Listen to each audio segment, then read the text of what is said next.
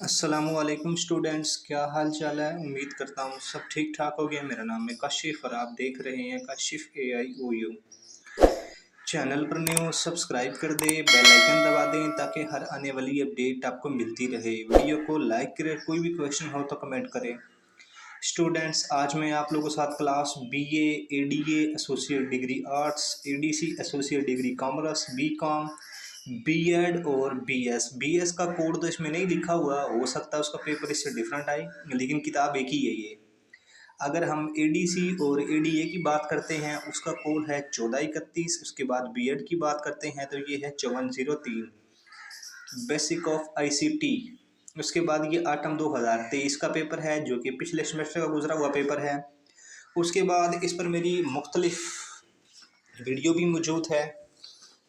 जो एक वीडियो है वो आई थिंक 2022 आटम का पेपर और 2023 स्प्रिंग का पेपर इस तरह होगी, या फिर वीडियो इस तरह होगी। स्प्रिंग 2023 का पेपर अलग, आटम 2023 का अलग। स्प्रिंग जो इससे पिछला पेपर था ये आटम का है, ये आप लोग देख भी सकते हो। इधर ये आटम का पिछले सेमेस्टर का पेपर है, उससे पिछले का, उससे पिछले का। उसके बाद फिर कुछ और पेपर पर मेरी वीडियो मौजूद है। मतलब तकरीबन ये 2 से या 3 वीडियो होगी जिनका लिंक मैं डिस्क्रिप्शन में दे दूंगा।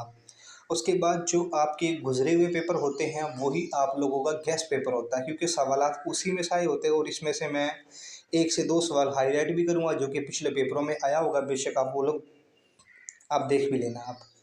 उसके बाद फिर अभी बात कर लेते हैं इसके पेपर देने की। ये पेपर आपने इंग्लिश में देना है या उर्दू में देना है। जो है हमारे ADA आर्ट्स वाले, BA वाले, उन्होंने तो उर्दू में पेपर देना है। चाहे उन्होंने असाइनमेंट इंग्लिश में लिखी, उर्दू में लिखी, कोई मसला नहीं है। अगर उन्होंने असाइनमेंट उर्दू में लिखी हो और तो भी इसका पेपर वो इंग्लिश में देना चाहे तो कोई मसला नहीं है। एसोसिएट डिग्री कॉमर्स की बात कर लेते हैं जो कि BCom है। उनकी मैंने असाइनमेंटें देखी थी, वो तो थी उनकी इंग्लिश में। अभी अगर पेपर ADC के पास आता है ऐसे, जैसे अभी ये सामने है कि इंग्लिश भी है उर्दू भी है, तो आप लोगों की चॉइस है। बेशक आप लोगों ने असाइनमेंटें इंग्लिश में लिखी हो, आप ये पेपर उर्दू में भी लिख सकते हो। B.Ed की बात कर लेते हैं। ये पिछले सेमेस्टर में तो B.Ed का भी यही पेपर था, तो उनके पास भी चॉइस थी कि वो चाहे तो इंग्लिश में दे दे, चाहे तो वो उर्दू में दे दे। वो असाइनमेंट बेशक आपने इंग्लिश में लिखी, उर्दू में लिखी, कोई मसला नहीं है। अगर पेपर इस तरह आ जाता है इंग्लिश उर्दू के साथ, तो आप समझ जाओ कि आपके पास चॉइस है। अगर सिर्फ इंग्लिश में पेपर आता है B.Ed का या BS का या फिर ADC का, वो समझ जाएंगे उन्होंने पेपर इंग्लिश में ही लिखना है।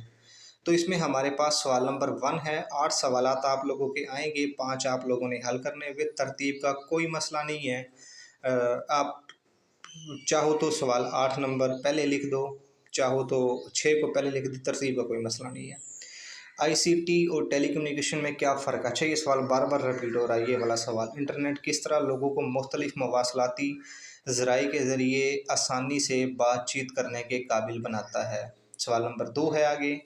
सॉफ्टवेयर किसे कहते हैं? नेस कोई से 5 एप्लीकेशन सॉफ्टवेयर के नाम लिखे और कोई सी 3 को तफसील से बयान करें।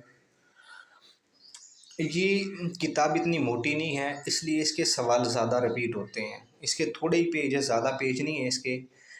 उसके बाद कम्युनिकेशन सिस्टम के बुनियादी अज्जा कौन कौन से हैं, मिसालों से वाज़े करें। उसके बाद हमारे पास है स्प्रेडशीट से क्या मुराद है और ये कौन से काम सर अंजाम देती है, वजाहत करें। उसके बाद सवाल नंबर 5 है मल्टीमीडिया। अच्छा, मल्टीमीडिया भी सवाल काफ़ी बार रिपीट हो रहा है, ये तकरीबन 1-2 पेपर छोड़ के हर पेपर में रिपीट हो रहा है ये। उसके बाद और तफरी में मल्टीमीडिया एप्लीकेशंस की चंद मिसालों से वजाहत करें। सवाल नंबर 4 है माइक्रोसॉफ्ट एक्सेल में ग्राफ कैसे बनाते हैं, इसमें मौजूद मुख्तलिफ इकसाम के ग्राफ कौन कौन से हैं। उसके बाद हमारे पास अगला सवाल है सवाल नंबर 7, OSI की तहों की तफसील से वजाहत करें। उसके बाद सवाल नंबर 8 है प्रोग्रामिंग लैंग्वेज से क्या मुराद है। अच्छा, ये लैंग्वेज वाला सवाल भी तकरीबन रिपीट होता है। इनकी कौन कौन सी अहम इकसाम है, कोई सी 3 प्रोग्राम लैंग्वेज की वजाहत करें। अपने पिछले पेपर भी उठा लेने हैं, आपने ज़्यादा पीछे भी नहीं जाना। आपने मतलब जो 18 के बाद के पेपर हैं वो आपने उठाने हैं और ये सवालात आपने किताब से ढूंढने हैं।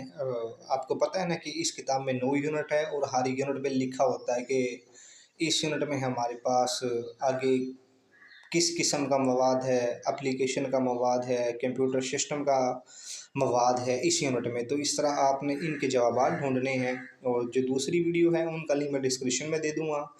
आप लोगों का गेस्ट पेपर यही होगा जो गुजरे हुए हमारे पेपर है। उसके बाद आपने इधर पेपर पे भी आप लोग देख सकते हो कि इधर हैशे वगैरह लगे हुए, तो आपने हैशे ज़रूर लगाने हैं पेपर में, ब्लू मार्कर के साथ हैशे ज़रूर लगाने हैं। अपने हेडिंग वगैरह के लिए अपने मार्कर इस्तेमाल करनी है। अपनी हेडिंग चाहो तो आप अपनी तरफ से भी लिख सकते हो, मसला नहीं है कि आपने लाजमी किताब वाली हेडिंग लिखनी हो, नहीं, ये पेपर का देने का तरीक़ेकार है ये।